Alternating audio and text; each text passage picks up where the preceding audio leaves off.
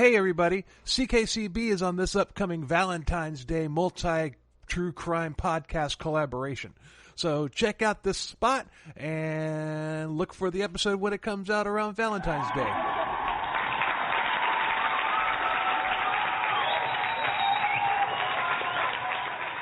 Hey listeners, I'm Christy. And I'm Melissa. We're the hosts of the chilling podcast, Buried Motives. And guess what, folks? We've got something special for you this Valentine's Day. That's right. We've teamed up with some of our incredible podcast friends for a one-of-a-kind collaboration. Introducing the Broken Hearts collaboration.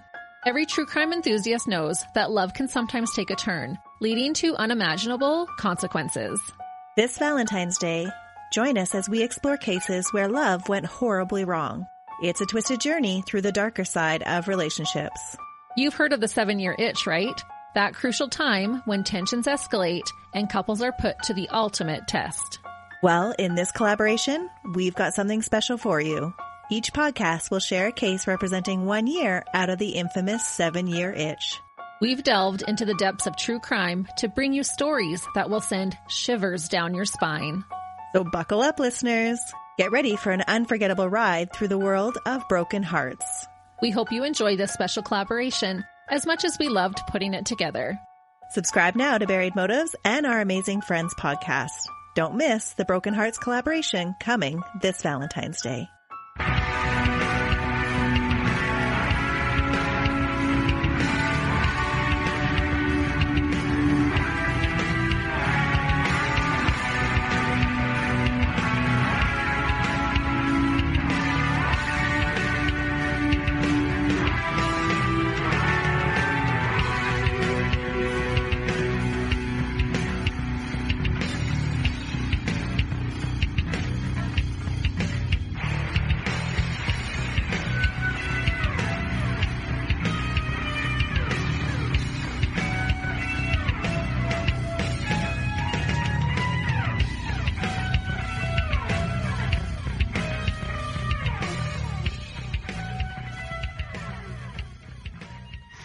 Hey everybody, welcome to another episode of Crimes, Killers, Cults, and beer.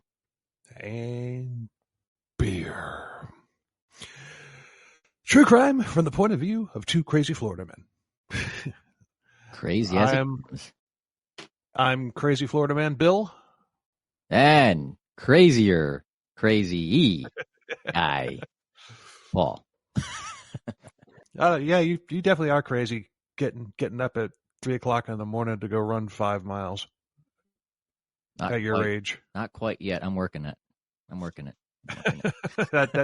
So I think you may have me beat there in the crazy department because just the thought of that makes me want to puke. It's good to get up, kind of see what's going on before the sun comes up, chase the coyotes off the streets and the rabbits and stuff like that. Make room for the next day. make room for you. Make it so that you don't when you pass out from exhaustion or if your knee goes out on you or something like that, you don't fall and land in coyote shit. Yeah. Haven't seen any yet, but I've seen coyotes. I tell you, they're when the temperature drops, they start coming out. Then. Oh, they are extremely smart.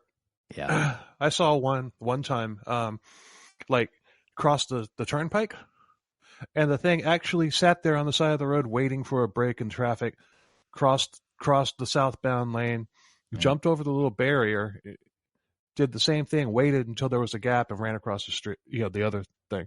Wow, it's like a lot of animals. They'll just let's just run right across the street, and bam, Yep. Especially iguanas. Yeah. Squirrels, possums, iguanas, raccoons. Raccoons, raccoons, definitely. Deer. Armadillo. Pretty much anything except for a coyote. Yeah. but that impressed me when I saw that. I was just like, holy crap. Damn thing knows to look both ways before crossing the street. They've probably been in the wild for so long, gotten used to automobiles. They started, having safety meetings, with the pack and going, hey, We need to pay attention to this, and we need to start getting our shit together and help protect the rest of the pack. It's all about safety. Yeah, safety first. So, anyway, all right, we're here for BTK Part 3, the finale. Oh yeah, the finale of the reboot. So, but a quick aside before we get started with Part 3. There was something I accidentally left out of Part 2. When news of Maureen Hedges' murder broke, Dennis's daughter Carrie was scared because it was very close to their home. And Dennis, being the great dad that he was, he comforted her and reassured her that everything would be all right. He said, "Don't worry about a thing, 'cause every little thing is gonna be all right." Don't worry, be happy. He might have. Yeah. I mean, I could see Dennis being a Bob Marley fan. Yeah. Or maybe not. Maybe not. Yeah. No, he wasn't cool enough to be a Bob Marley fan. Yeah, he wasn't a Rasta man. Nah. Man. No, I picture him as the type that would listen to Devo. Not that there's anything wrong with Devo, because there's not. No. But I can picture him as just he'd listen to it nonstop. Or because ABBA. of the bondage reference. Yeah. No, the bondage reference and whip it, whip it good. Yeah. Dun, dun, dun, dun. Yeah. Yeah, maybe that was his trademark too. Really? Although he never whipped anybody that we know of. No. But that is part of BDSM, which was, that was his thing, kind of like the glass of water. Yeah. What? So, as time went on, our old pal Dennis began getting into all the latest serial killers that were going down. Repeat, going down as in being arrested. One that particularly fascinated him was Leonard Lake, and Leonard and his pal Charles Ng, they like to torture women, and Dennis was reading about them, probably salivating, says, "I like to torture women too. I'm just like them." And, oh boy, we are off to a very good start here, because I forgot to do the intro, the second intro, because remember I promised to do the haiku in Part 2? Yeah. Well, that's a lead-in. This is a segue. Yeah, so I did do it. I did two of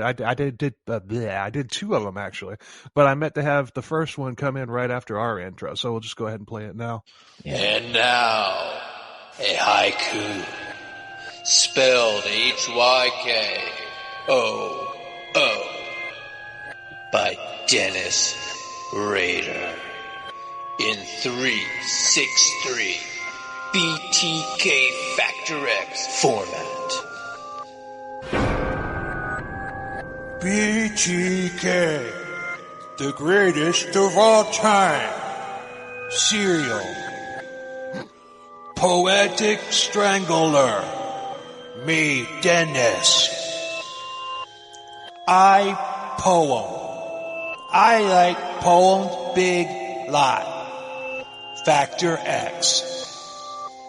Fox rhymes sex.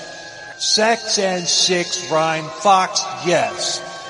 3 haiku. I told you I was going to do it. Thank you, Dennis, for that input. Yeah, and thank you, Matt from Murder Coaster, for providing the intro to that. That was him. So awesome. Oh, God. But seriously, based on the crap that you've had to read, I mean, I don't think I'm that far off. No. Especially because he really liked the fact that he was a poetic strangler. That was one of the names that he picked for himself. Yeah. So, and with his obsession with threes, the 363, I could see him doing a haiku in 363 instead of 575. Yeah. And there's another one coming toward the end of the episode. Oh yeah. But so Leonard Lake and Charles Ang like to torture women, and Dennis, I like to torture women too. I'm just like them. But they also kill kids, and Dennis decided that killing kids crossed the line after what he did to the Oteros. Now, keep in mind, this is after him saying that he wanted to do the same thing to Shirley Vian's kids. And if he wasn't such a tool, he would have came to that realization because of how bad he felt about wanting to do it to her kids as well. Leonard Lake was into paganism, and Dennis had his own monsters. You see, they're just alike. Yay! Oh. But this proves that Dennis knows nothing about paganism. Lake liked to take pictures too, and Charles Ang was a kleptomaniac. It's like Dennis is like, I'm like both of them. Lake killed himself, and Dennis considered it once, and they were like peas and carrots. Peas and carrots, man. Leonard Lake and Charles Ang are two that we're going to cover at some point. They were a duo. Yeah. But another one he started drooling over was scorecard killer Randy Kraft. And he was one of the most prolific serial killers that this country had ever seen. And one of the absolute most sadistic and disgusting as well. Dennis and Randy were both born in 1945. And Randy was also able to lead a double life, and nobody thought that he could possibly be a killer. He loved raping men. Oh, wait, maybe not that one. But other than the gay man part of it, Dennis and Randy were twin flames.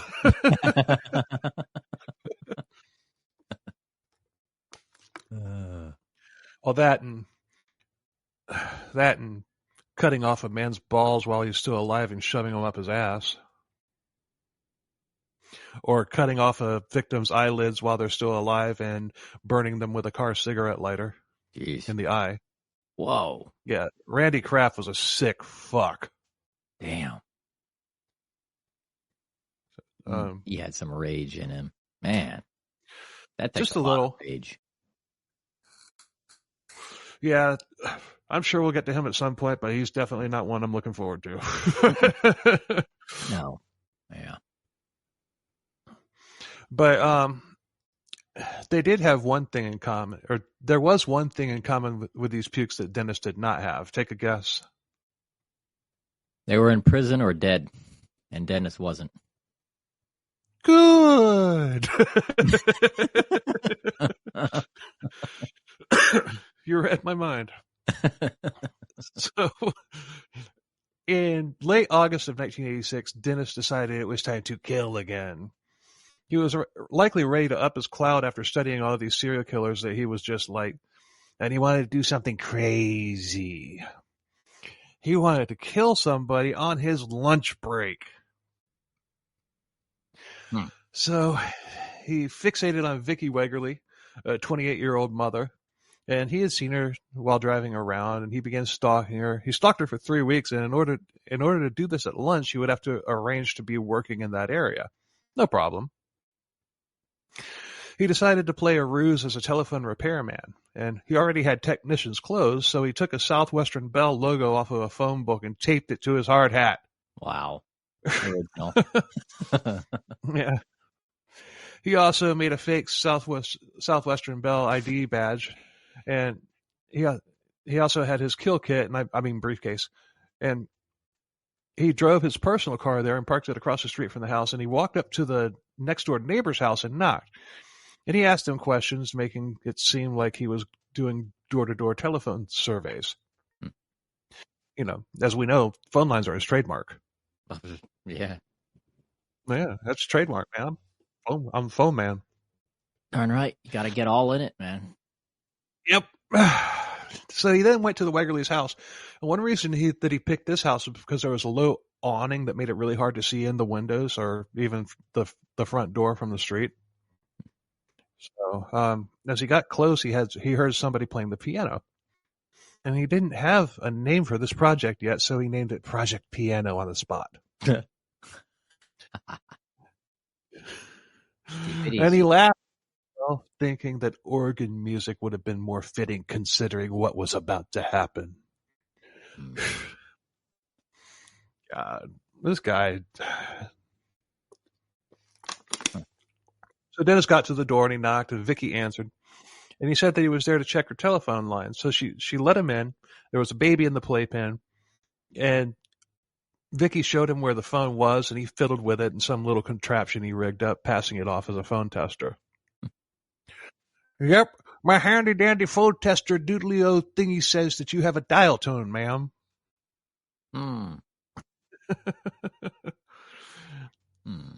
Although he had already cut the phone line because that was his trademark. Yeah. But obviously he wasn't going to tell her that she didn't have a dial tone because that would make her upset. And he didn't want her upset. He didn't want her Not yet. She didn't want to get Not upset. yet anyway. Yeah.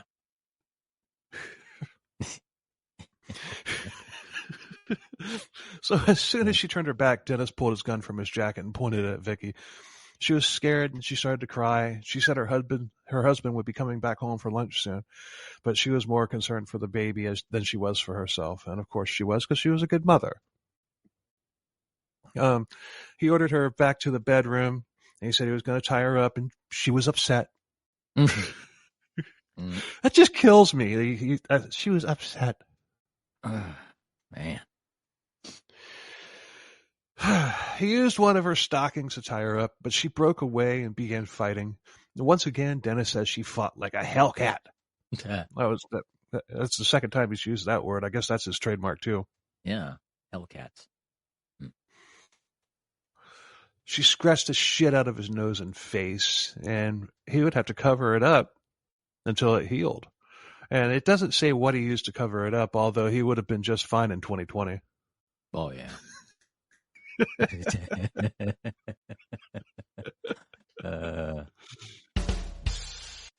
Darn right.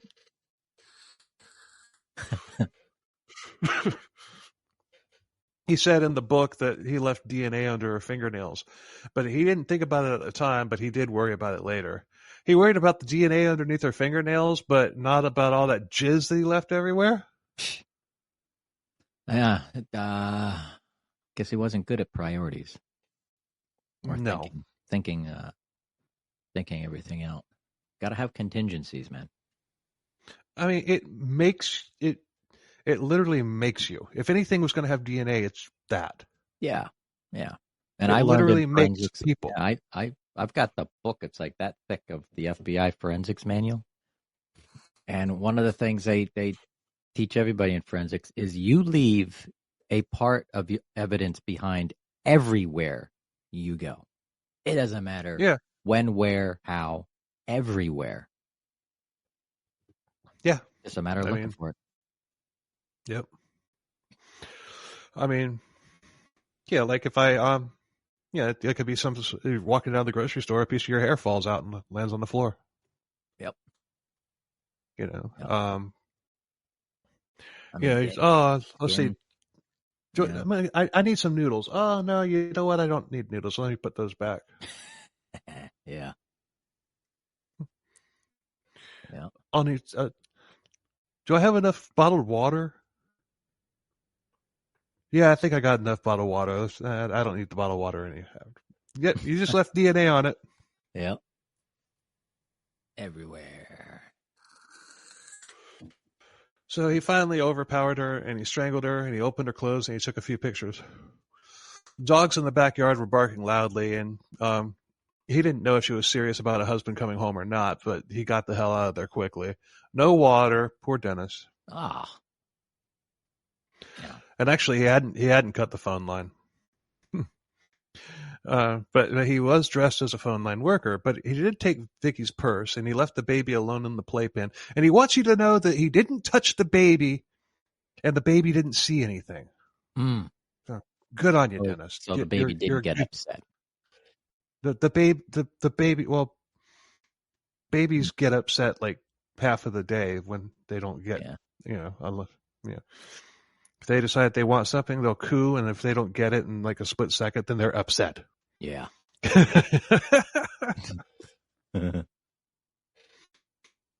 So Dennis took off, and he took the same route that Mr. Wegerle would be taking in, and it's very likely that they crossed paths when he was on his way home and Dennis was on his way out. And Dennis was feeling all sorts of power after this. Mr. Wegerle was named the prime suspect because he indeed did come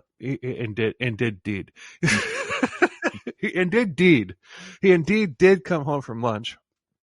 He came into the house, found the baby crying. He called out for Vicki, and he searched the house, and he found her dead in the bedroom, and he immediately called the police. And he was never charged with the murder, but he did have the reputation of a wife killer for years until Dennis was captured. Ruined his life. Everybody thought that that he had killed his wife and gotten away with it. Dennis said he felt great remorse for this murder. He thought it was weird that he felt remorse for the murder that took place in 1986, but he killed again in 1989. She's like, whoa, isn't that weird? Isn't it weird that I would do that? Yeah, 3 years apart. Yeah. That's just all through this is just Dennis, Dennis is just like beating him, patting himself on the back. See, I'm such a good I'm a very complex man. Yeah. The only thing complex about him is how he hasn't managed to get caught yet at this point.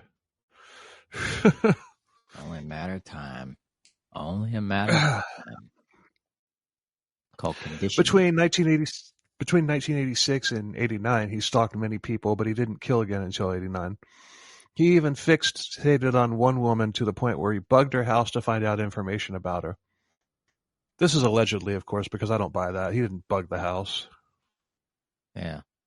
I don't know.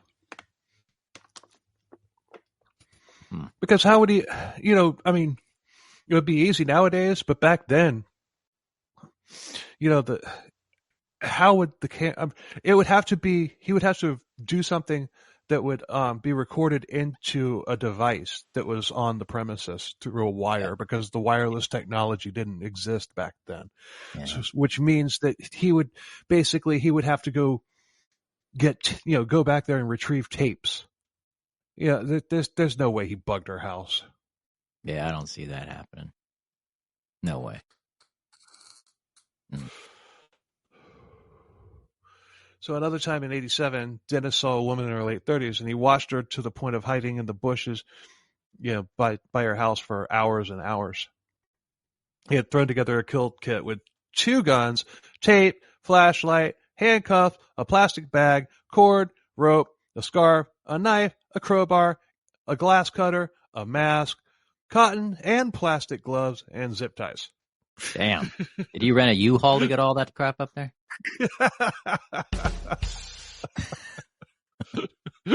Maybe.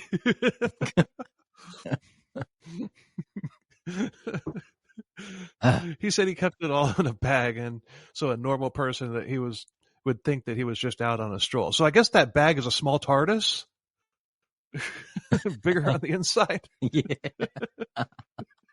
Yeah.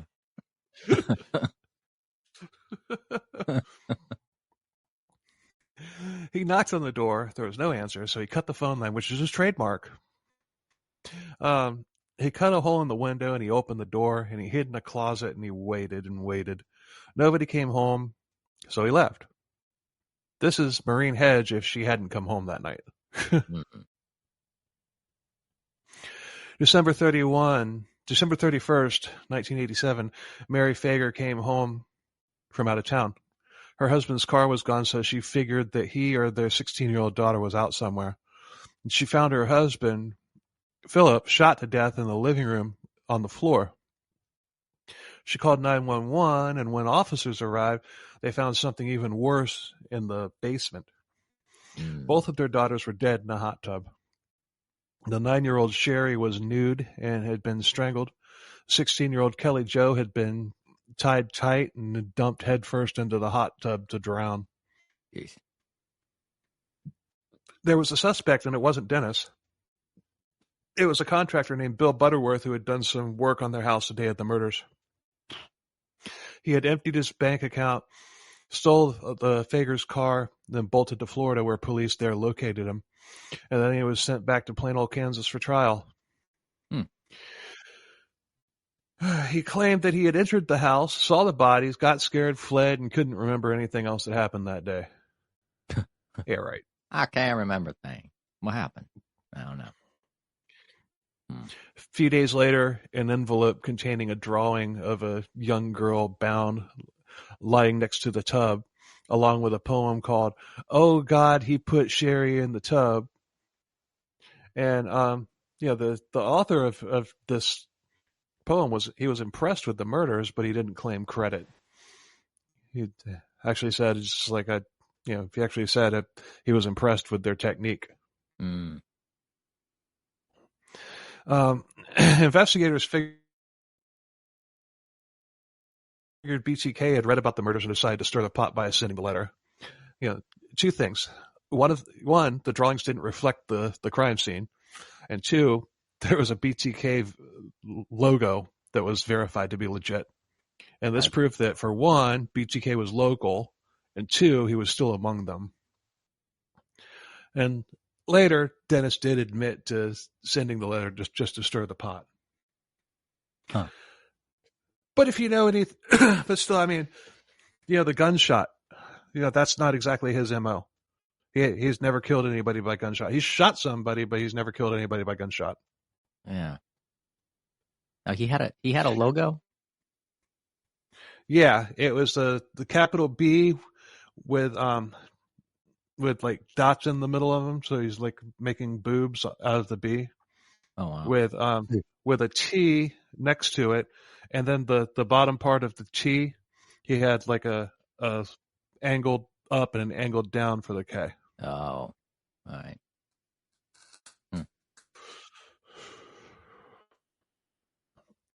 Typical graphic designer.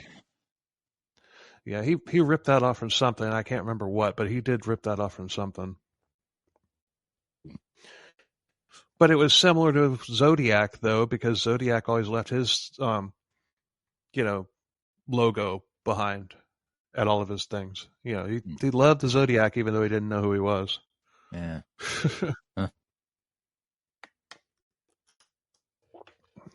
So the whole BTK logo thing was ripping off Zodiac.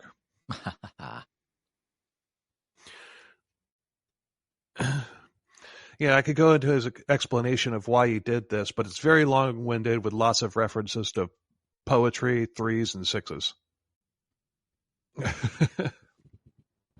Yeah, that would be another episode. Yeah, it would. Or you'd have a whole mess to read there. Yeah. Oh man. So during his cool down, he hadn't stopped trying to kill. He just never did it. So, but he was going full on bondage on himself, even digging holes as graves and biting himself and photographing himself in these graves. Awkward. Yeah. In the summer of '88, he lost his job at ADT, and he was 43 years old at this point. And Paula became the primary provider in the household, which hit Dennis's ego hard. Oh, I'm sure. You could got say it made him upset. He got upset.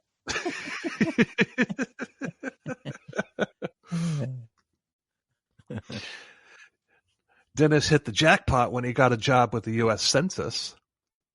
Oh, crap. Sure, he was finding out exactly how many people lived in the houses, but he was going into more bondage at this point. Many plain old Kansas hotels were desecrated by Dennis and his sexy time. Oh, man. Yuck. Ugh. He was addicted to it at this point. He even made his own autoerotic asphyxiation contraption. He's got lots of pictures of himself that I'm thankful that I haven't seen. But although he was still trying to kill. He mentions one Project Cap in Topeka, where he broke in, but the victim was a no-show. How dare she? How dare she? How dare. Oh, I don't think I need a new camera. Do you? I don't think so. Yeah, that looks good. Yeah. Yeah, it was just the lights and I just had to move it. That's all. Yeah. It looks fine. It looks as good as yours almost. Yours is a little bit better. Yours is a little handles the darker a little bit better than mine does. But Yeah, it's just it's got a lower light tolerancy for it because it's that in general the studio's fairly dark other than the soft lights that I have up. yeah, I got soft lights. I got a set of them. Yeah. But so now we arrive in January of 1991. The sexual predator instinct had really come back. He was 46 years old, and private bondage parties couldn't satisfy him any longer. Dennis fixated on 62-year-old Dolores Davis, and she lived near a dog kennel, so she was Project Dogside. Oh.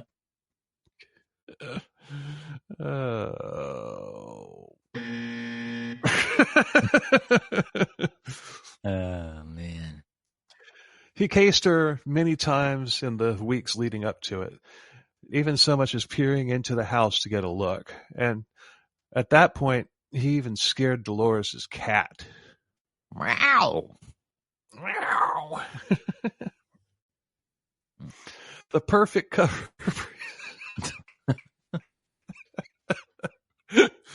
The perfect cover presented itself for a second time. A Boy Scout outing.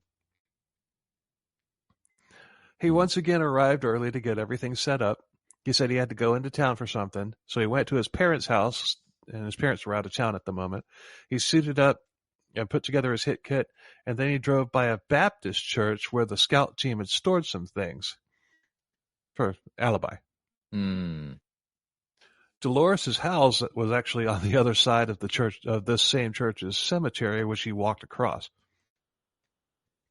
Huh. So he arrived, and since he was short on time, he just threw a cinder block through the sliding glass door. Oh my God. Wow. That's escalating a little bit. Yeah. Dolores ran out. Huh? Being a little noisy. It's like just a little. Yeah. Dolores ran out thinking somebody had ran into her house with a car. Dennis had used his original story about being a wanted man, and all he wanted was food, water, or food, money, her car, and to tie her up, and then he'd leave her alone. This time he had a piece of a pipe that was 12 inches long and full of fishing weights. Yikes. Yeah. Dolores said that she's like, you can't be there. Dennis said, "Ma'am, I have a club, a gun, and a knife. Take your pick." Dolores said that she was expecting somebody, so although Dennis wanted to spend some time with her, he really didn't have a lot of time, so he handcuffed her in the bedroom. He says she complained the entire time, and I bet that if he were to tell the story in 2024, he would say that she was a total Karen. Oh, yeah. Even though he's a Karen. Well, we'll find out at the end of this episode how much of a Karen BTK is. He then yanked the phone cord out. You know, that's his trademark. You know? Trademark. He then talked a bit, which calmed her down a little bit. Yeah, just the keys and some food. That's all he wanted. Yeah. He gathered that stuff. Yeah. He's like, "Hey, honey, He's like, "Hey, honey, be calm. Don't get upset. I'm just here. Don't get upset. And I'm just here and got to get my stuff done and get out. Just don't be upset. Yeah. All right? Don't be upset." He then gathered that stuff, and he got a glass of water. That's another one of his trademarks, remember? He got a glass of water. Yeah. He probably had 2 glasses of water because he didn't get his water at the previous murder. Mm-hmm. The Wegerles. He then pretended to leave. But Doris had said that she had some news. Oh, once he came back, he's like, surprise! I did it! I'm BTK! Dolores said that she had some new shoes in the car, and he asked if he would bring them in for her, which he actually did. Huh. Oh, nice. So at that point, Dennis tied Dolores with pantyhose and removed the cuffs. He threw her down on the bed, face down, and climbed up on top of her. Dolores begged for her life, but Dennis strangled her with the pantyhose, and he didn't take any pictures. He just wrapped her up in a blanket and put her in the trunk of her own car. He then drove to a lake and left her body there in the bushes. At that time, he realized his .22 pistol was missing. Now, he always refers to his guns as auto, like his .22 auto. Yeah. His .25 auto. Does he realize that those guns are not automatic? They're semi-automatic. No, he doesn't. He has absolutely no clue. Wow.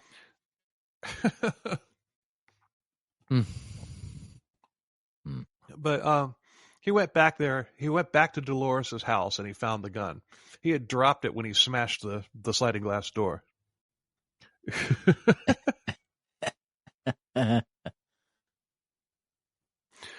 Like, the heck was he holding? Gun? What was he holding? The gun and the brick at the same time? It's like, yeah. I did this. Or maybe he had the gun like in his back pocket or something and it just fell out. Yeah. Jeez. But I got to get rid of some of this water. So mark it. All right.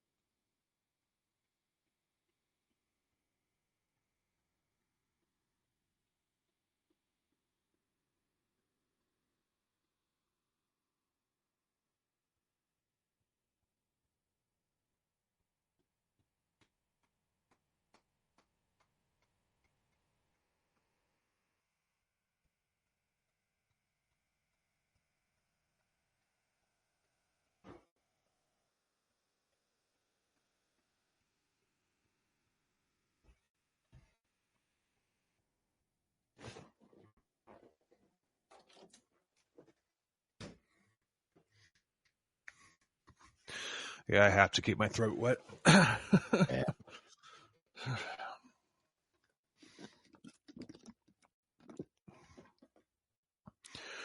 So he then threw the keys on top of the roof, but he kept the car keys.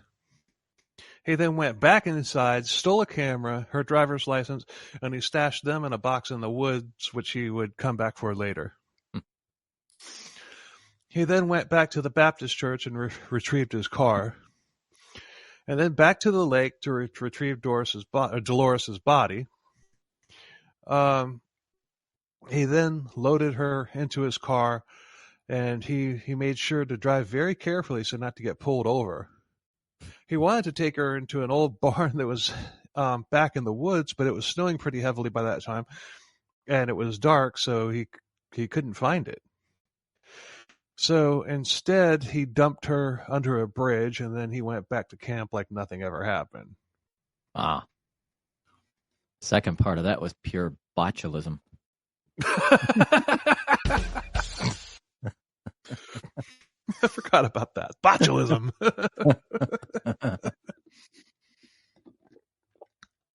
Oh, that was great last episode. The whole botulism thing. Yeah. Nothing but botchery. Oh man, the second night at camp, Dennis complained about a headache again, and he went back and retrieved the items that he had stolen from Dolores. He then drove to a rest stop to change clothes, and when he was in the bathroom, a cop came up and said that he wanted to talk to Dennis. BTK thought he was BT fucked.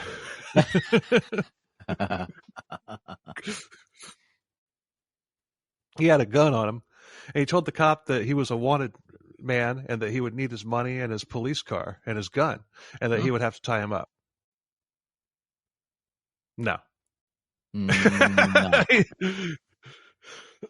He said he was a scout leader and he was on his way there after going into town and for some supplies. Yeah, he did have his scout clothes with him.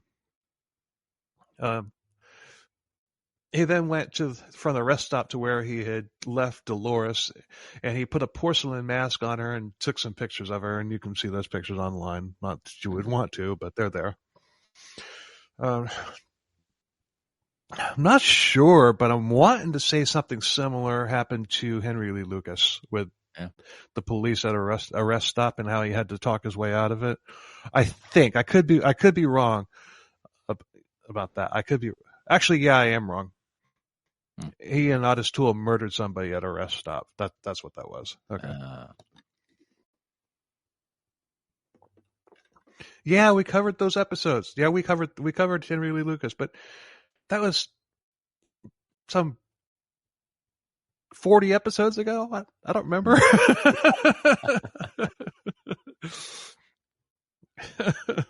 The next day, they dropped the kids off at the church, and he saw some helicopters searching the area, and he knew exactly what they were looking for. The body was found. Everybody was talking about BTK again after both Dolores and Maureen's murders, and he was nervous for a month or two.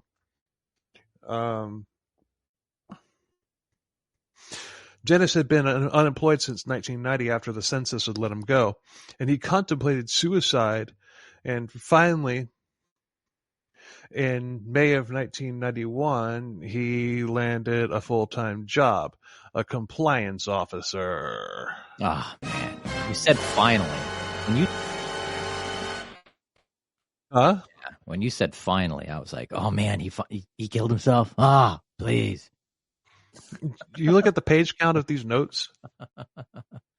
Yeah, you never know. Hey, well, we're gonna cover his funeral for 20 pages. He had a twin brother. We're not even halfway through this episode yet. Yeah, his twin brother came out of the woodwork.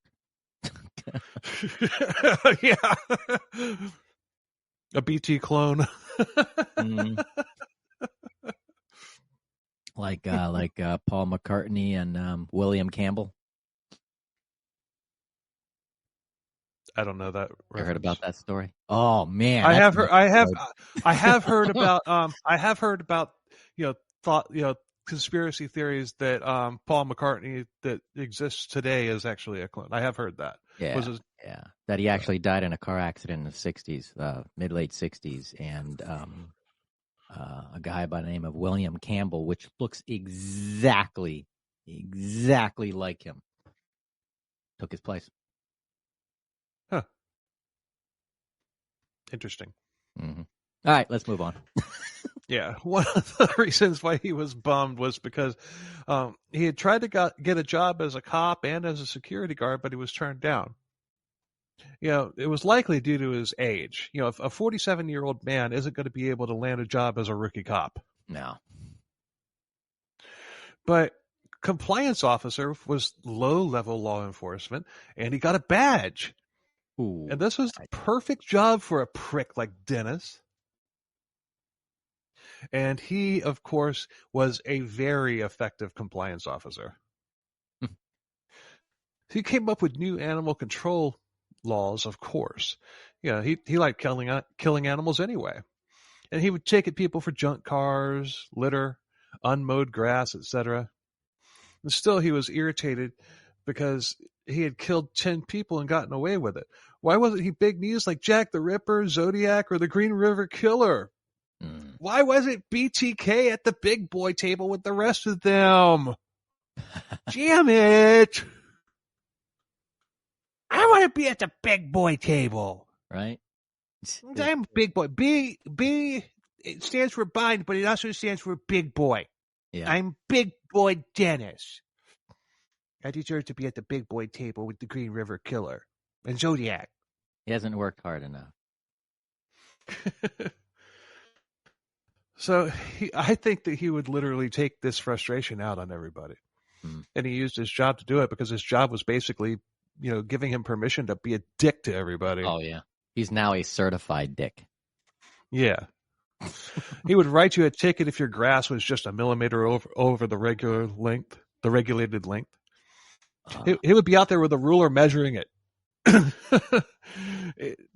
If your dog got loose, he would pick it up without warning and euthanize it, and then fine you.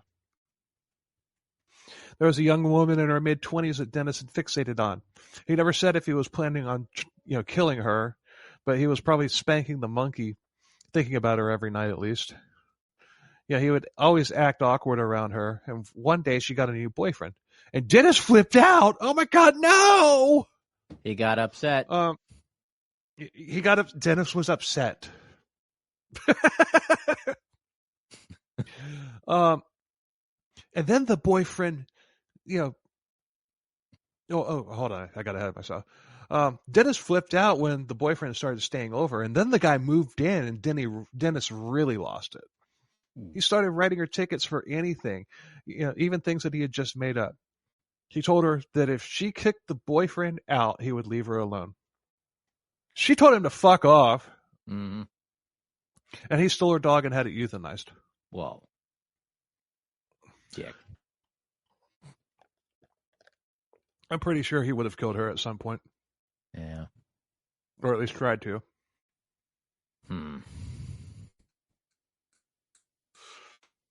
Many people filed complaints, and a few even filed lawsuits, but the city was making great money off of Dennis. So in a lawsuit like this, who do you think the court sided with?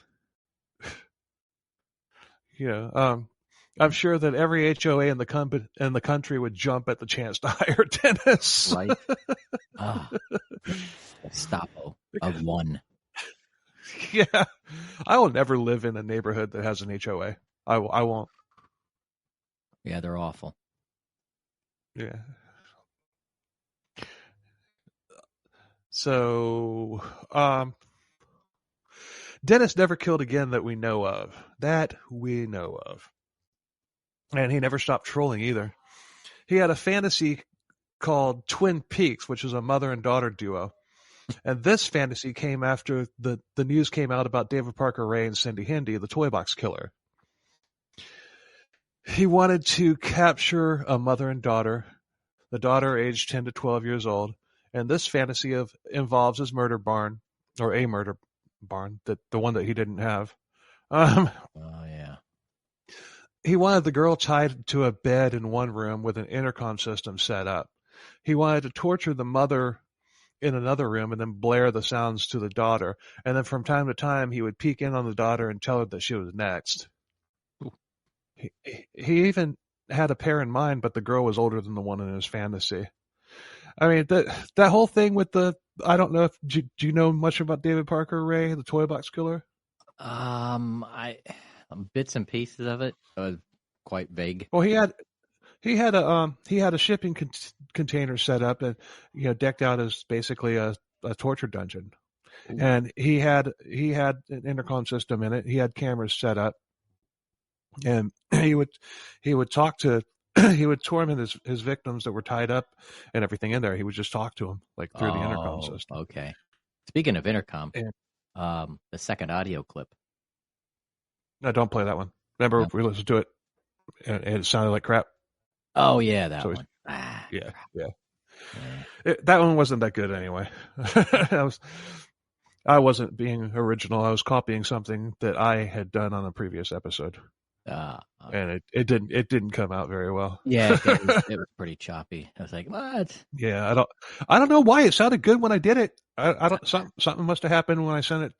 Something it got corrupt, maybe got a little bit corrupted or something when I sent it to you. Either that or it's how it's uploaded into the server here or into the file or something. I don't know, because it sounds the clip sounds good. The one that you sent me. I don't know. Maybe it must be the buffering or something through the program. Okay, so it happened when it got uploaded. It must have so been. You listened to it. Okay. Yeah. You want? Well, we can try it. Yeah, we can try it. Or did you? Yeah. If it sounds like crap, we could dub it. Yeah, I can drop it in for the audio. Yeah. But we'll try. Okay, this is Officer Dennis, compliance officer.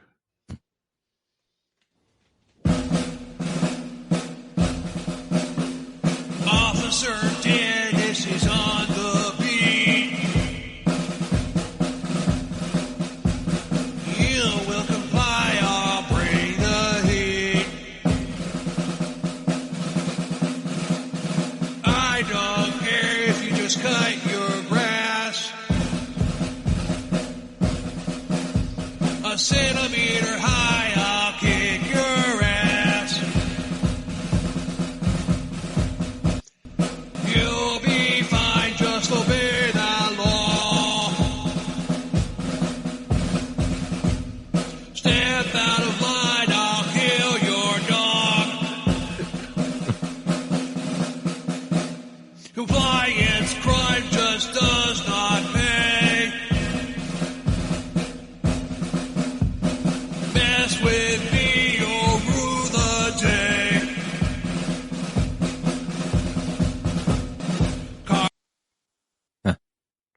Officer Dennis. That sounds a lot cleaner than Yeah, it did. tried it the first time. Yeah, it did. That's cool. Although I think I cut off the last part of it. But oh well. You get the point. Yeah. Because you heard it cut off there at the last second. Yep. Yeah, he started to say something. Yeah. Oh well, it's all right. You get the point. Officer Dennis, compliance officer. So, as time went on, more and more serial killers were being caught. And it was still driving Dennis crazy that the whole new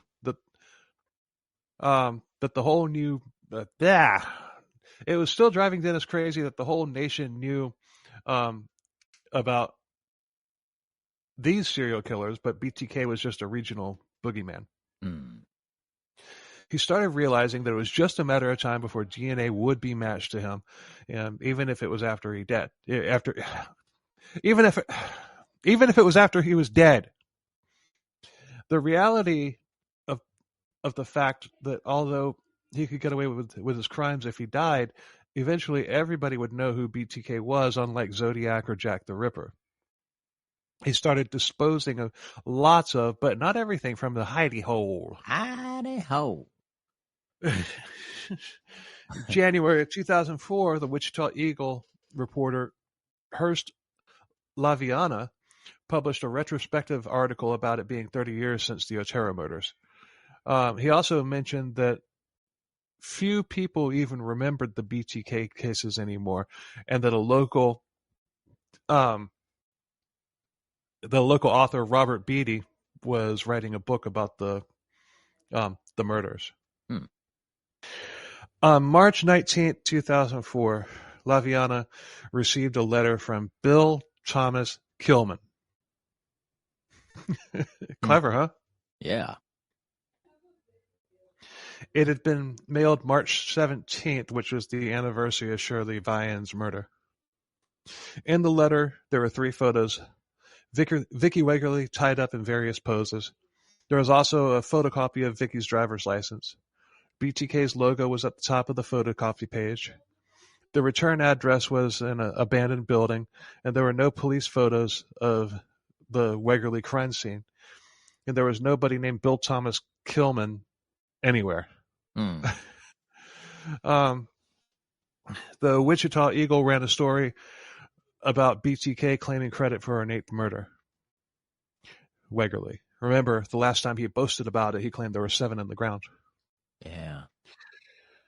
So this time, national news outlets were interested in the story, because 24-hour news cycle now. Mm-hmm. The FBI had run the DNA from Vicki's fingernails, and it turned up nothing other than the fact that it was an unknown male. Wow, DNA sucked back then. Yeah. Dennis was 59 at this point, and he was on cloud 9. He was back, baby. He was finally relevant, and he was at the big kids table, or the big table kids. According to Dennis, yes. Big BTK. Big table kids.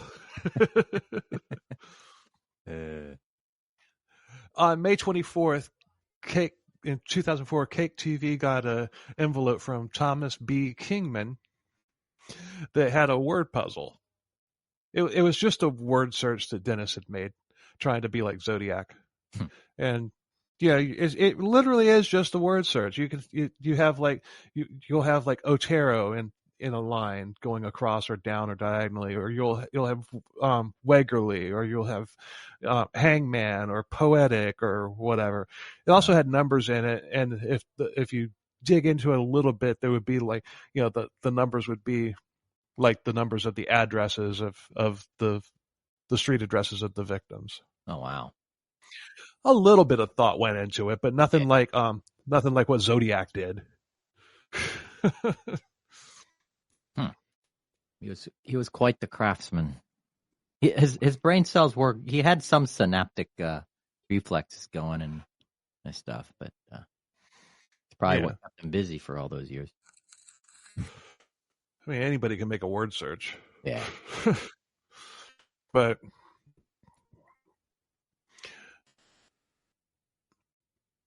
it also had photocopies of 2 handmade ID cards that he had made and a special officer badge. Officer Dennis's badge, maybe. He is special after all.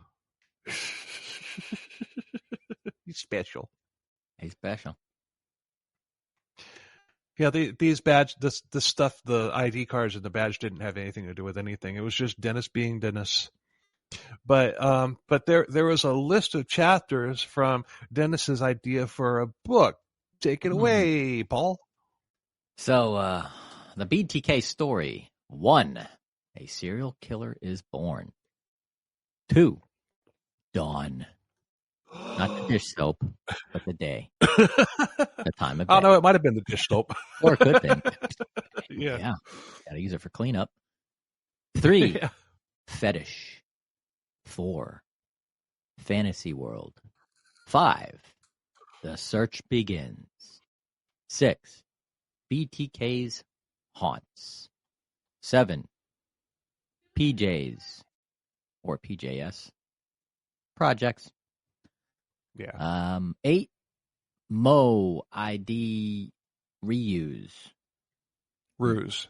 Ruse. Oh, ruse. Okay, ruse. It was like that was like a MO, like modus operandi, MO ID ruse, like fake IDs.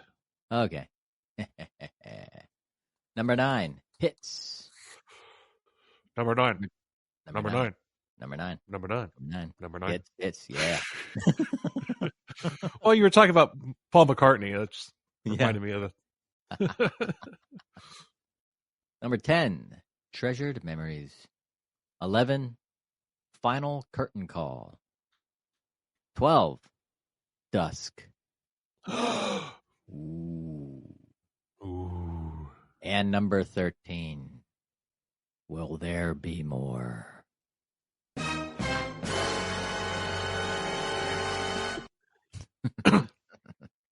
I got to notice that the final chapter of that 13 has, a 3 in it. Oh, yeah. Although 13 does not divide into, if 13 divides into 3, but there's a remainder. Mm-hmm. So, and the remainder may, I don't know, when was it? Yeah, maybe a Friday. Could have been Friday the 13th. Yeah, but if you 13 divided by 3 is 4 with a remainder of 1. Yeah.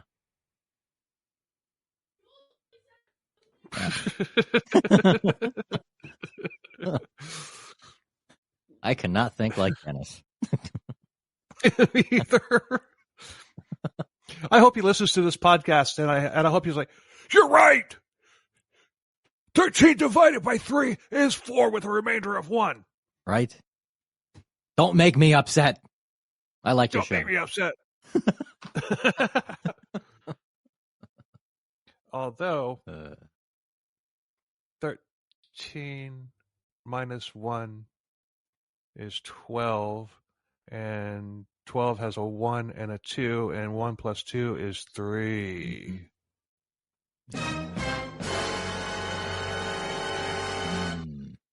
And that's what that number 1 stands for, is there is one more. I think I just cracked the code. Wow.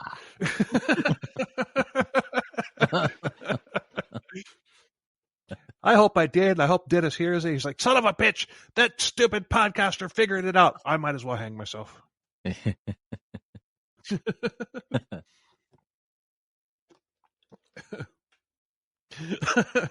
Also, a police badge was thrown into the mail slot at the library.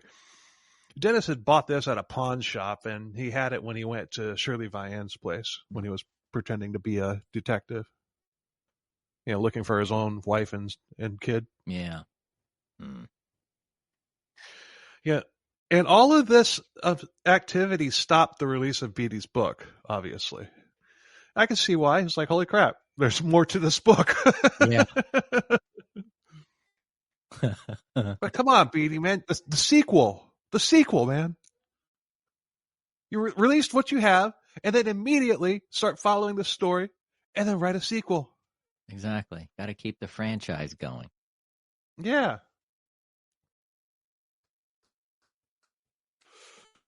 You might, otherwise you have to reboot it 2 years later. Yeah. Yeah.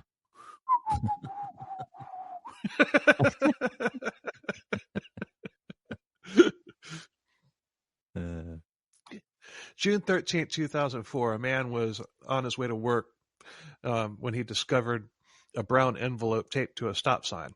It was labeled BTK Fieldgram. It had the table of contents for his book once again, as well as a drawing of a nude woman bound and hanging from a pole. It was captioned, "The sexual thrill is my bill." It also had a narrative from a fictitious book called Death on a Cold January Morning. It was a detailed account of the planning of the Otero murders, as well as sexual fantasies about torturing females. His primary target in the Otero murders was Julie. Yeah, he was thinking that she was alone in the house. He was planning on kidnapping her and driving her to a secluded spot in the country, raping, strangling, and then dumping her. His name for himself in that narrative was Rex. So put a knife in that. He then goes into how his plans shifted, and he goes into detail about Josie, which I'm not going to repeat. He also goes into more symbolism dribble about why he left it where he did. And I almost left this part out, but I figured I'd torture my good buddy Paul with it. So take it away, Paul. He said he had left the package at first. Yeah, package first at, was it? Yeah. He said he left the package at First and Kansas. Okay, that's a street. First Street, Kansas Street. There we go. Yeah. Cool. I get it. I'm getting it. I was like, man, this ain't poetry again. God dang it. The Oteros were the first murders of that kind in Kansas. First in Kansas, it was a stop sign telling people to stop and look. The pole was a phallic symbol that he was a man. He picked a 3-tape date, the 12th, to leave it. Although it was found on the 13th, it was wrapped with duct tape, which symbolizes bondage. He put way too much thought into that. Yeah. His next communication. Like somebody's going to walk up. Oh, what's this? A package on a stop sign. That means stop. It's at First in Kansas. It's from BTK, though. It's the First in Kansas. Like somebody would actually figure all that out. Oh, man. And I don't think that this is something that he came up with after the fact. I think that was his thought process when he did it. I really do. Yeah, yeah. Because he's such a freaking chucklehead that, it's just like he's just got to rationalize anything and everything that he does. It's just like Yeah, he wants people to think that he's a hell of a lot more intelligent than he is. Yeah. I mean, he wasn't. I mean, was he an idiot? Yes, but he wasn't like.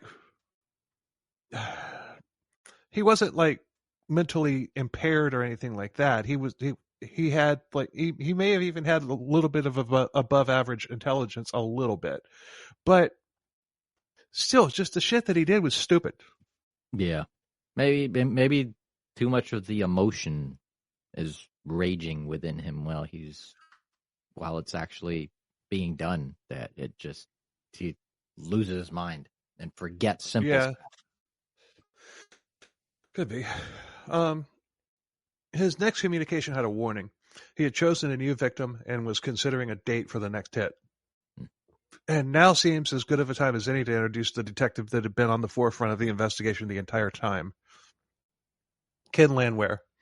And at this point, since he knew that BTK was Vicki Wegerle's killer, thanks to the photos of her, he authorized all of the DNA from the unsolved murders to be DNA tested.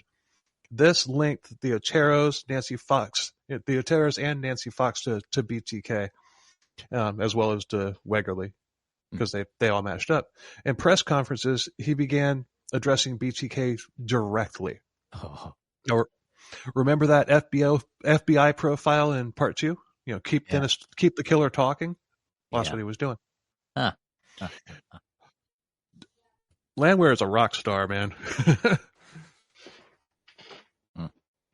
Getting cold in here. But Dennis would later say that he trusted Landwehr, but he always somehow felt like he was one step ahead of Landwehr. And that was true until now. Bum, bum, bum. That's what that BBB was. Yeah. Oh. Yeah, I was telling myself to play. Instead of, I just need to type out bump, bump, bump. Instead of playing it. Better late than never.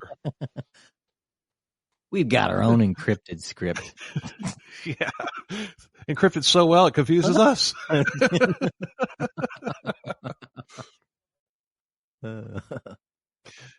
July 17th, 2004. A library employee emptied a return box at the library, and there was a plastic bag with papers in it. And the employee saw the BTK logo and called the police. I ain't touching that. I ain't touching that. The papers had a 2-page story called Jakey, and it also had a picture of an adult man in bondage. Jake Allen was a 19-year-old high school student.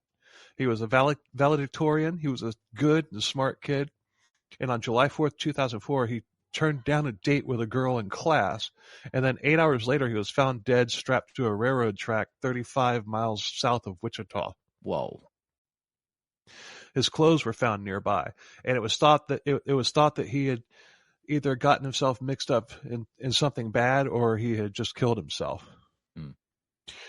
Now, BTK claimed Jake's death as his, saying that that he had bondage and homosexual fantasies.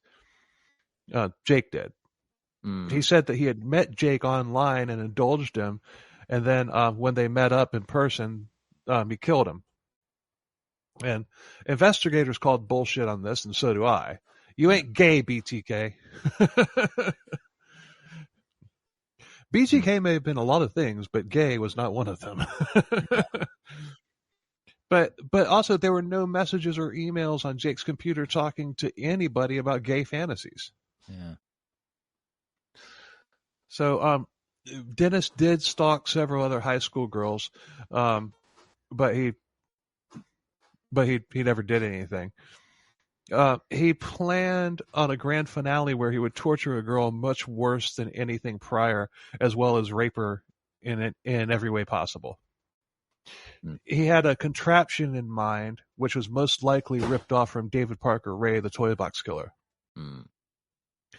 He claims to have been ready to pounce, but there was too much activity in the area when he was going to do it. Late in the day, October 22nd, 2004, a UPS driver was picking up packages from a drop box. He found an envelope that said BTK Fieldgrams. It had the table of contents of his book idea with more three dribble and all sorts of triangulations, the Holy Trinity, man, woman, sex, which rhymes with fox.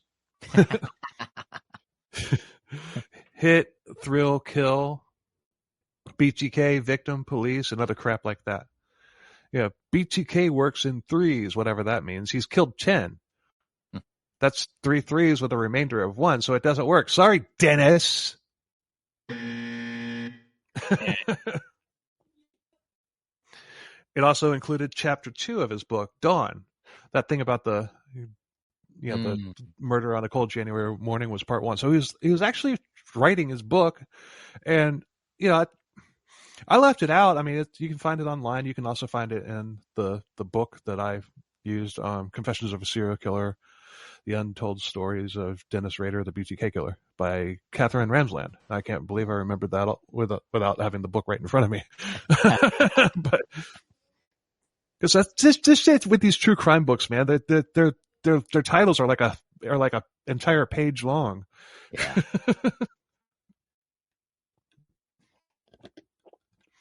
But so he actually was. I mean, and it wasn't. I mean, an editor could have made it a really compelling read. So he had the, like I said, he wasn't a total idiot. I mean,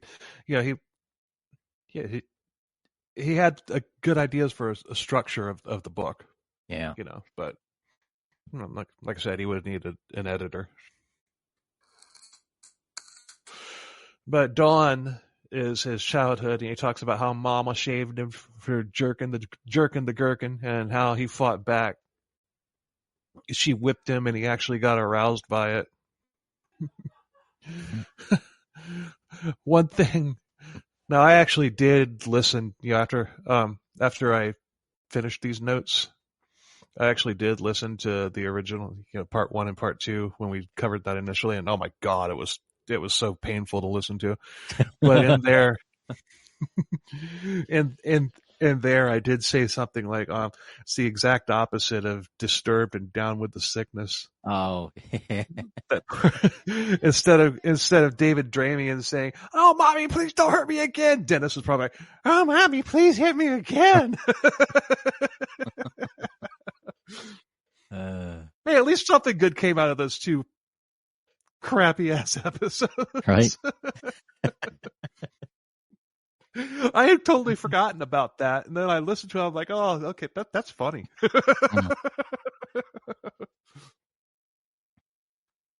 Oh, the nuances. I couldn't leave that out. Yeah, of this one. That was good. So by now, great. Now people are going to be listening to those 2 episodes just to hear what I had initially said. By now, December 2004, the media and the police were paying less and less attention to Dennis the Menace. He would call Cake TV and the police, and nobody was just taking him serious anymore. He called it a bomb threat at a convenience store. There was no bomb. There was a BTK package waiting there, but he had hidden it too well, and it wasn't found until 2 days later.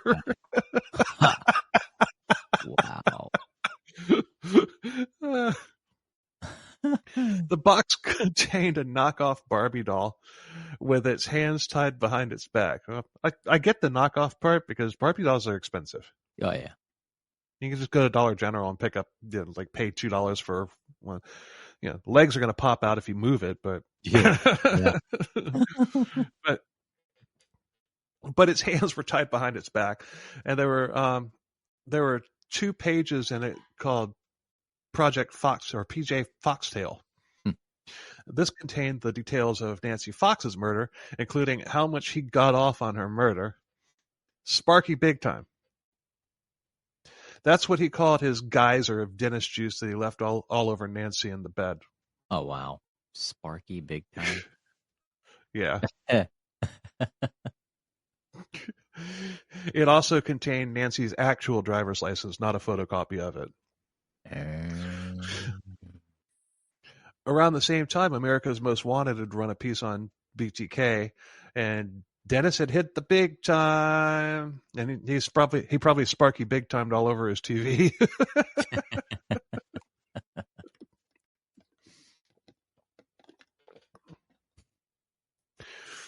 Be interesting to see that episode of America's Most Wanted because, and I'm sure it's on YouTube somewhere. If it's not on YouTube, I'm sure it's on Tubi or something. But that's probably searchable on YouTube. Yeah. But in the book, it said that episode of America's Most Wanted got a couple things wrong, and I'd be interested to see what those were. So January 25th, Cake TV got a postcard from BTK. It had the name S. Killett at 803 North Edgemore Avenue. Remember what that address was? Oh. Ooh. No. That was the Otero's address. Oh, okay. Yeah, the Otero's. Okay. It said that there was a box of Post Toasties cereal box that had been left between 69th and 77th on North Seneca, 69th and 77th North on Seneca Street. Huh. He wanted to know if anybody had found it.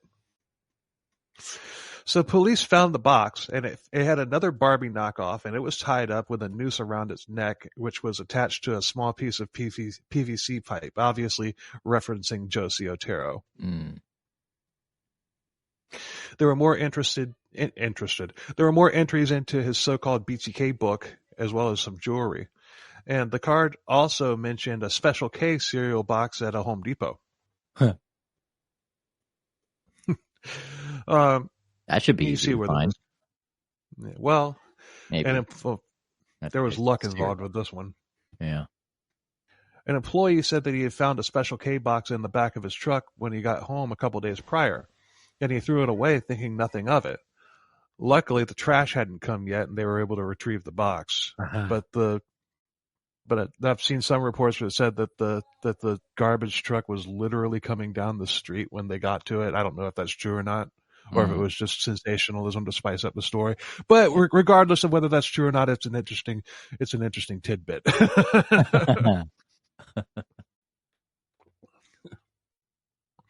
Police went over the security camera footage from the Home Depot, and they saw a dark SUV pull up to the employee's pickup truck, and a man get out and throw something into the back of the truck and then drive off. It was too blurry to get a positive ID, but they were able to determine that the SUV was a black Jeep Grand Cherokee.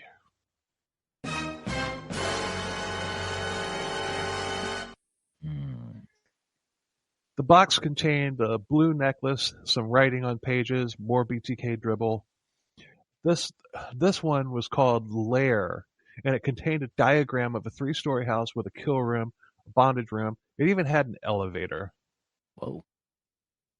Now, the Lair is basically an H.H. Holmes Murder Castle ripoff. There's a very long description of it.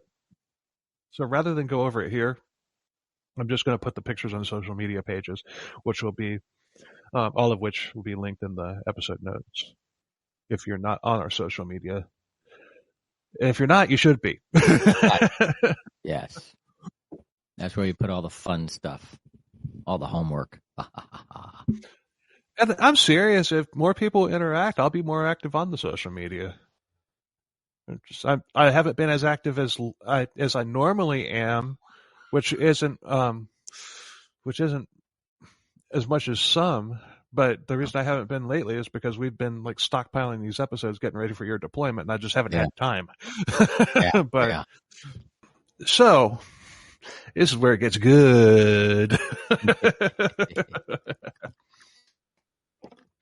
Dennis, in this box, asks if he can communicate safely by floppy disk. And he tells the police to be honest, and if it was safe, they should put an ad in the classified section of the newspaper that says, Rex, it will be okay. Huh. Once he saw that, he'd know it was safe to proceed, and he'd send a test floppy.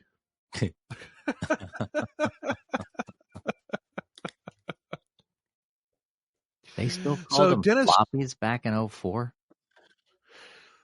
yeah, there were the smaller ones. They're Yeah. still called floppy disk, though. As time goes by, What was it, so 1.3? fast. It's like 1.3 megabytes of data of space on those things. Yeah. Boy, does time slip away. So Dennis trusted the police. He thought he had some kind of kinship with them. So they ran an ad that said, "Sorry, Rex, we can trace the origin of floppy disks. You'll have to come up with something else." No, they didn't do that. They ran the ad just as Dennis had worded it and waited. Oh, and why do you think he chose the name Rex? Take a guess. Rex.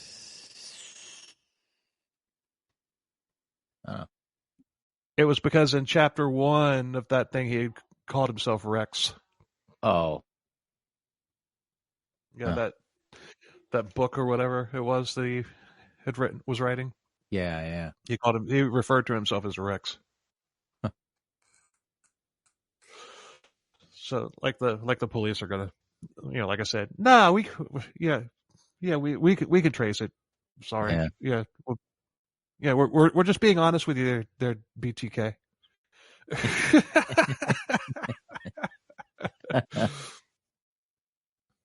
So, okay, for the symbolism of the cereal boxes. The Post Toasties box had the T circled.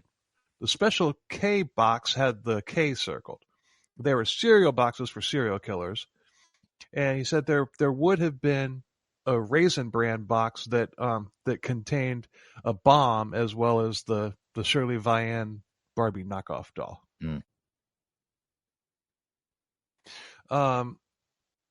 February 3rd, 2005, Cake TV got a postcard. He thanked the news company for their effort, and he thanked the police for their quick response. He said that the floppy would be there soon. He also said that the package would contain a 3x5 index card along with the floppy explaining how to communicate with him. I think the police know how to use a floppy there, Dennis. I would hope they would. I would hope so. Yeah. So February 16th, 2005, the package came to a different news station. It contained, as BTK promised, a 3x5 index card along with a purple floppy explaining how to communicate with him. And like I said, I think they know how to use a floppy, Dennis. Mm-hmm. It also has some trinkets that belong to Nancy Fox. The TV station that he sent this one to? Take a guess. It was a Fox affiliate station.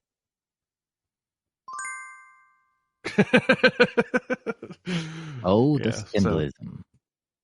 Yeah. I think Cake TV was an ABC affiliate.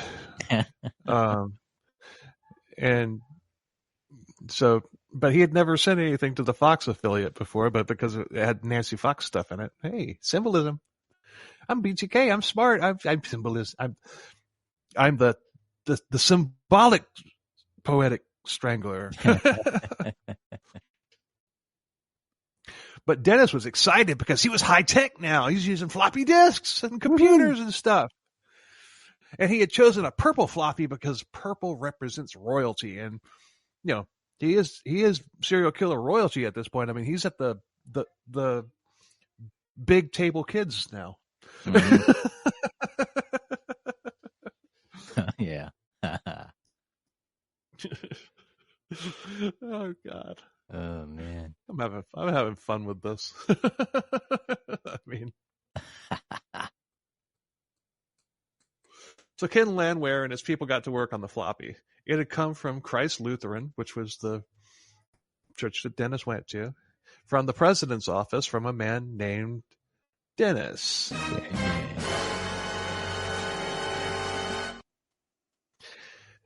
Now, this is some high-tech police work here that they did. They did a simple Google search of Christ Lutheran and revealed that a man named Dennis Rader had recently been elected to president of the church. Wow. That's some high-tech shit right there. High-tech. They got his address, and they even found the black Jeep Grand Cherokee in the driveway. They had him. They had this son of a... They had some DNA subpoenaed from Dennis's daughter, Carrie, from like medical visits. Yeah. It matched on a familial level to the DNA found at the Ateros, Nancy Fox, and the fingernails of Vicki Wegerle. You going down, Dennis? Ooh. You're gonna be just like Son of Sam, just like the Toy Box Killer, just like the Hillside Strangler. Now you are gonna have that thing in common with him, you piece of shit. Right? You're gonna be in prison too.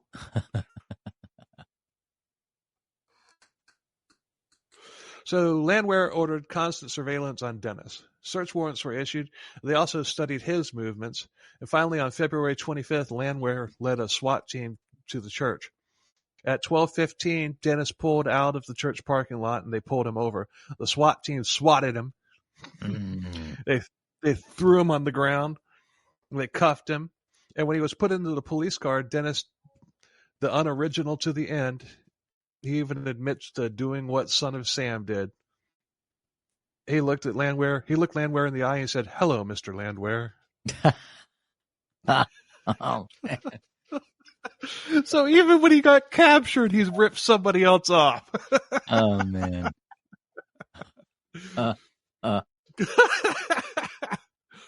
The police questioned him and told him that the DNA evidence would nail Dennis to the wall. And after 3 hours of interrogation, Dennis finally broke. Landwehr then asked him, "Who are you, Mr. Rader?" Dennis paused and he says, "I'm BTK."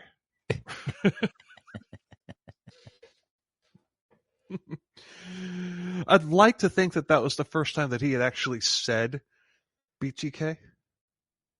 You know? But he probably had himself in the freaking, he's probably in the mirror going, "I'm BTK." Like at home or in his hotel or whatever. "I'm BTK." Yeah.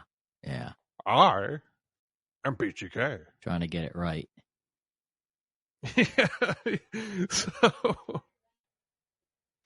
because I seriously doubt, like a lot of the other, like the Hillside Stranglers, I seriously doubt that Bueno and Bianchi were sitting there in the mirror going, "I am a Hillside Strangler." No. But you know damn well you know damn well Dennis did. Yep. Yeah, I'm sure he was practicing it a long time. Yeah. Mm-hmm. During the interrogation, Landwehr put the floppy disk on the table, and after he admitted to being BTK, Dennis asked, "Why did you lie to me?" About the, like, I thought we were bros. You lied to me about the floppy. Like, why the fuck do you think we lied to you, you fucking idiot? Oh, man. Like, don't get it. He doesn't get it. No. He said that maybe, he says that maybe if he had used his personal computer, mm-hmm. He maybe it wouldn't have been. He's just speculating that it wouldn't have. But it still would have had, even if it didn't have the registration from the church or whatever. Even if it didn't have like that as Dennis Rader, or whatever, it would still have the IP address that it came from. Oh yeah. So they still would have been able to get him. It would have just taken probably an hour longer. Mm-hmm. Like literally an hour longer. Yeah. But the technology, I mean, as technology gets better, so does the study of the technology. I mean, Yeah, but officers That- specifically. push one button and they got the IP address. Yeah. But Yeah. that's why I was saying, like back then in 2005, it might have taken an hour longer, you know, Yeah. but still. Yeah. But we also found another BTK haiku spelled HYKOO that he wrote in BTK 363 Factor X format. Roll it!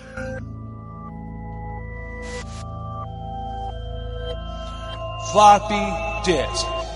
Bad cop lied to Dennis. Son of bitch.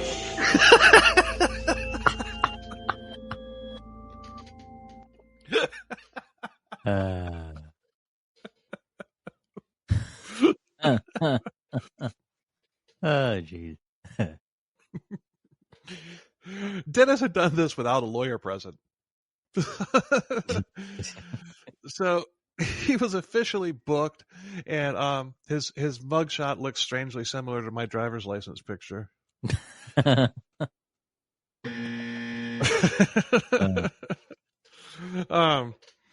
He then confessed to everything. 30 hours straight. It's just nonstop. He just would not shut up. Whoa. All of the evidence from the hidey hole was recovered, and Paula divorced him immediately. Dennis was evaluated and found fit to stand trial. He knew right from wrong. June 27th, the trial began. Court TV covered it too. The victims' families were there.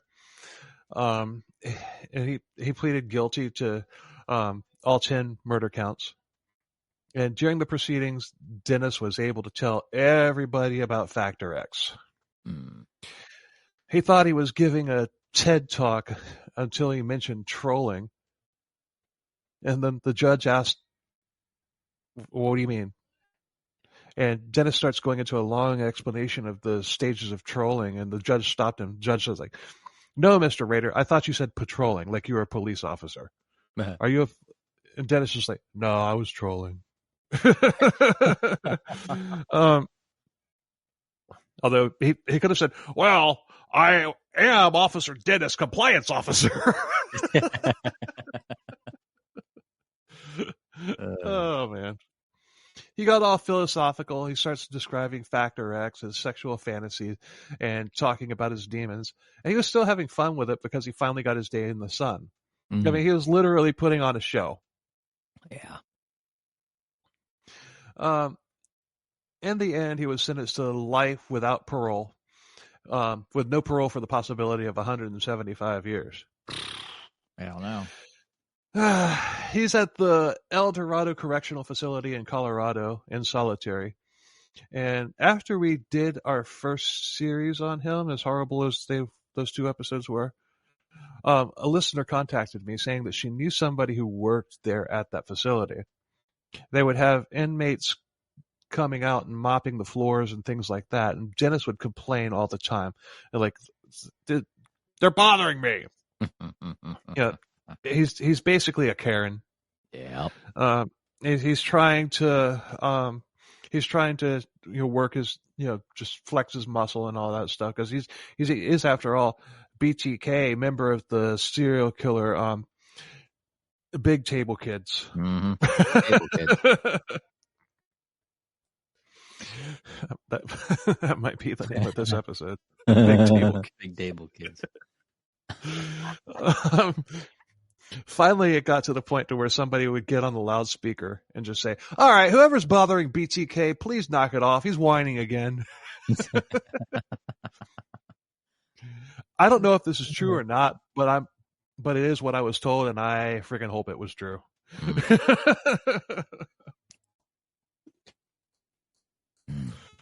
So Dennis talked about Factor X. It was what drove all serial killers to do what they want to do. It controls him. So we're going to take a look at it. X comes from sex. It's part of sex, which rhymes with fox, apparently. He said that sex is the driving factor in human existence. Well, duh. Without it, there are no more humans. And not to mention the fact that it's fun and it feels great. He says, most people have closet desires, meaning that they might have sex toys or go to strip clubs or visit sex workers. Spouses cheat to get better sex. Some people are into S&M. Some people into homosexuality. All people are influenced by Factor X. I swear this sounds like a Dr. Seuss book. Right? Oh, maybe that's what he's working on in prison there. Using his graphics. Yeah, so S, X comes from sex. S stands for S&M. This allows Dennis to enjoy control by injecting pain. It also leads to rape, which Dennis never did other than mental rape. It also includes porn, but no kiddie porn. Dennis wants you to know that he wasn't into that, even though he admits to groping Josie Otero and jizzing on her. He may or may not have been into that, but what about other serial killers that are? I mean, are they not under the control of Factor X too? I mean, so Dennis wants you to think that Factor X doesn't allow people to harm kids. Yeah. But in his initial communication way back in the 70s, he said that Factor X was what drives all serial killers. Yeah. But there are some killers that mess with kids, like that do hideous things to kids. So he's contradicted himself. Are they under the control of Factor X or are they not? Now he's lazy too, because E stands for event, the affair, the episode, sex. Sex is normal. It drives people to create offspring. It also involves punishment, even corporal punishment by parents such as spanking. Could that be why he loved his mom spanking him so much? Yeah, possibly. You better spank me. Nothing like a good kids party. God, what song was that? Better spank me. Nothing like a little hanky panky. I don't know. Is it No Doubt? I don't know. But Dennis says that he was raised Christian, married Christian, never used profanity or drugs, rarely drank, raised kids Christians, respected the law, but he turned out dark. So if everybody is influenced by Factor X, he is saying that Factor X has a light side and a dark side. Is Factor X the force? Or oh wait, no. Factor X is the Schwartz, and Dennis got the downside. Because there's an upside to every Schwartz, and Dennis got the downside. Got it. He got the downside. The dark. Yep. The downside. Yeah. The downside. One thing that I find strange is that Dennis is so obsessed with threes. Yet everything that he's saying about Factor X says that there are two sides to it. But trying to make sense of anything that Dennis Rader says is like trying to glue something with butter. Yeah. But as for what X stands for, that is a mystery of why some people turn out good and some people turn out bad.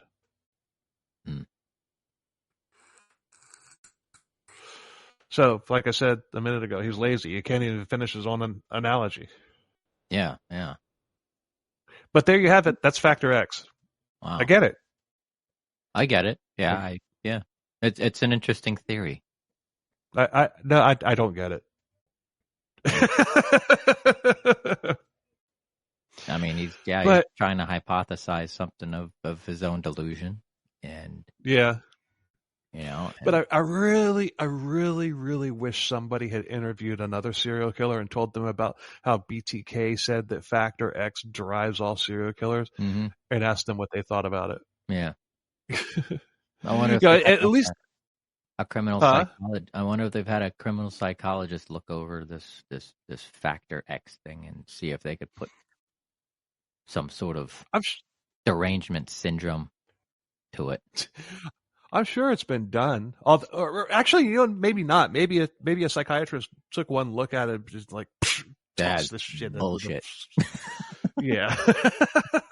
this is This is just a delusional man-child trying to make him, trying to flex on people. Yeah.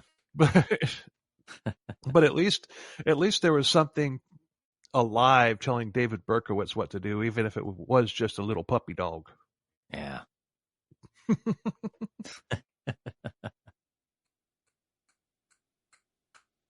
David Berkowitz. Yeah, we haven't covered him yet. No. Nope. Huh. There's a lot of the heavy hitters that we haven't covered yet. Haven't covered Bundy. Haven't covered Dahmer. Dahmer, what we said, Dahmer. Jeffrey Dahmer will be episode 500. This is episode 95. So, yeah, there's a lot of the heavy hitters that we haven't covered. I mean, we have covered a handful of them, but yeah, not very many. Charlie Otero had a very hard time after the murder of his family. He had run-ins with the law and he did drugs, but he got it turned around. He renounced God on the day that he found his family dead, but like I said, he's turned it all around. He got off drugs. He's a motivational speaker. He graduated from Dale Carnegie School for Motivational Speaking. He speaks at churches and at prisons. He also found God again, and he credits God for helping him pull his life back together. Amen. He also has a son named Joseph after his father and his brother. And I think I'm going to try to get him on for an interview at some point. I think that would be interesting. Yeah. What would really be interesting would be, if I could get Charlie Otero and Jody Plauché on at the same time to talk about, surviving and coming back from something like that and everything. I think that would be interesting as shit. And just letting you know, I've already contacted Jody about this and he's on board. Oh, cool. He's just like, cool. He's like, get Charlie. Let's do it. Right on. I love Jody. Yeah. I love Jody. I could seriously be really good friends with that guy in real life. And the thing is, He's cool too, as is like shit. maybe putting together a group of, being motivational speakers and having to go through stuff like this, being that shoulder to lean on if it were to happen to anybody else out there. Because when this happens to people, they don't know what to do. They hide or they kill themselves.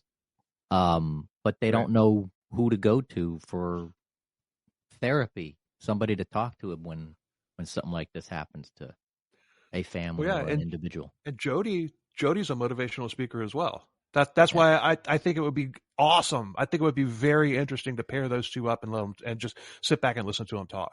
Yeah. Because I can inject myself into this a little bit because of the fact that I'm a cult survivor, but I'm just going to sit back and listen to them talk. I maybe ask a question here and there. Yeah. I just want to hear the two of them talk. I think that would be very interesting. Absolutely. So,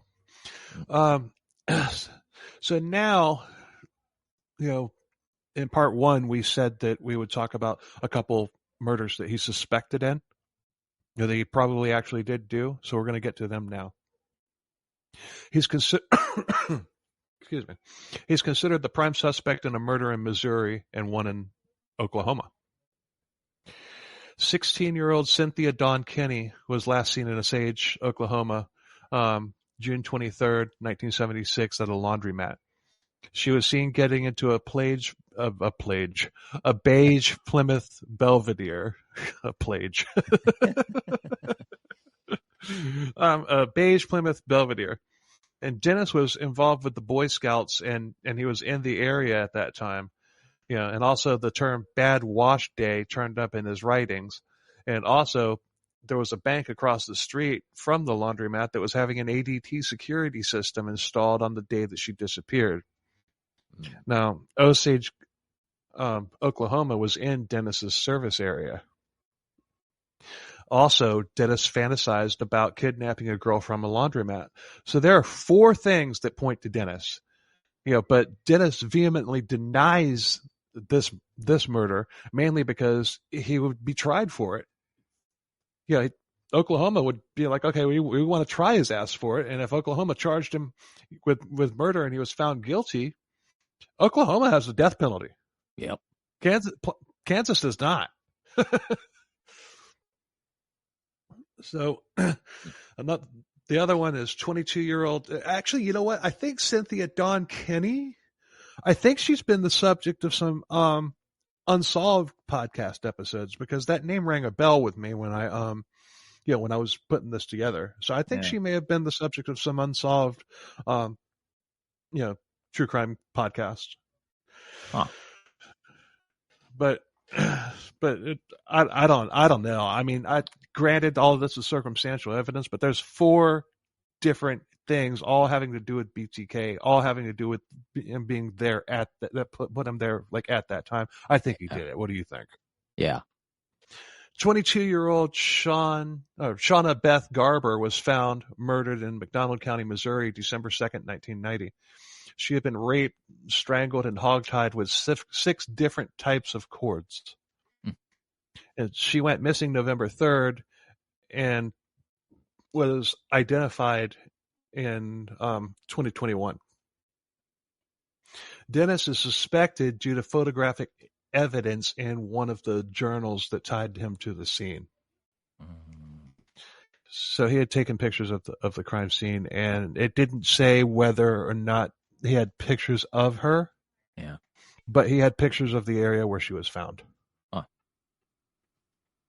So I'm not as sure about this one as I am about Cynthia Kenny, but I'd say that's probably I'd say you could probably chalk that one up to him as well. Yeah. But and there's probably even more than that.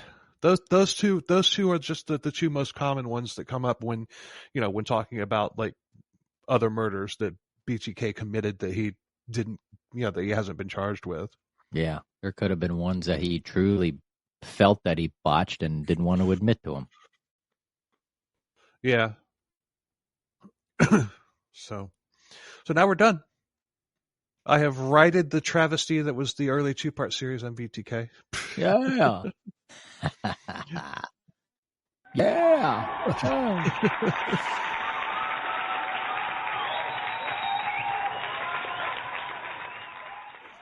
Yeah, those 2 episodes have bothered me for a very long time, and I've finally done it. I've finally done it right. And now I'm done with BTK forever. And I just want to say to BTK right now, BTK Dennis, Officer Dennis, compliance, comply with this. Bite me. Yeah. So how old is he now? Yeah, he's almost 79. Yeah, 79. Yeah, he's almost 80. Yeah. And depending on the month, he's 80. I'd just say 80. A rounded number. Keep the 3s out of it. No 3 for you, Dennis.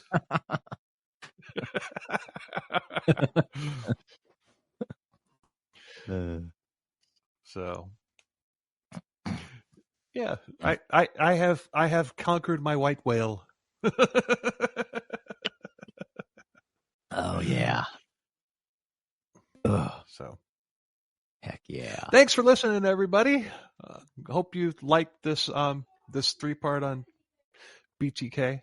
I enjoyed doing it. I enjoyed getting through it without being prepared both mentally and I guess you could say professionally to cover a large case like this one. Yeah, it's a large case, big case, definitely. And the funny thing about it is, this episode, this series has about 12 more pages than the one on Panzram. But it's not. It's going to be about an hour shorter than the Panzram episode. Yeah. So that may be something. If our episodes wind up starting to be shorter because of how fast we get through it or whatever than it has been, I'm okay with that. At first I was just like, no, but still this episode's still a long one, but still it's just like I'm not gonna flip out about it anymore, because I know we've talked in like off camera about like, well, the episodes aren't as long. So if there's an episode that normally would have been like 2 hours previously that are now like an hour and 25 minutes. I don't care. It's fine. It is what it is. It's a case. It's case by case basis. Yeah, but it also shows improvement. So I'm all about that. Yeah, absolutely. So anyway, thanks a lot for listening. Appreciate the hell out of it. Check out our socials. They'll all be linked in the show notes of this and every episode. At the moment, I've taken down the Patreon page, and I'll try to get that kicked up again once you get back from your deployment. We only had one subscriber. I haven't had time to put together more content, and I would hate to have her continue to pay every month if I'm not going to be putting out material. So, but we're gonna. I've let her know about that, and I'm also going. We'll get it back together at some point, and I also want to kind of figure out a direction for it. So, if you have any suggestions, Paul, or listeners, hey, what direction should we go? I don't want it to be true crime. I want it to be something. Something that wouldn't fit on this, and that's always been the case. But I mean, there's some pretty weird stuff on the Patreon. Yeah. Entertaining stuff too. But anyway, but yeah, follow, like, subscribe, and share, and all that stuff. Absolutely, yeah. Like, share, subscribe, follow, comment, listen, comment, definitely, and rate. Wherever you listen. Wherever you listen to your podcasts. Oh yeah. If you like us, tell a friend. If you hate us, tell an enemy. Yeah. And until next time, in our next episode, we've got a doozy for you, and I'm going to make you wait for it. Oh yeah. So, I think I'm hungry. I think I want a sub. But anyway, until next time. Later. Later on. Bye.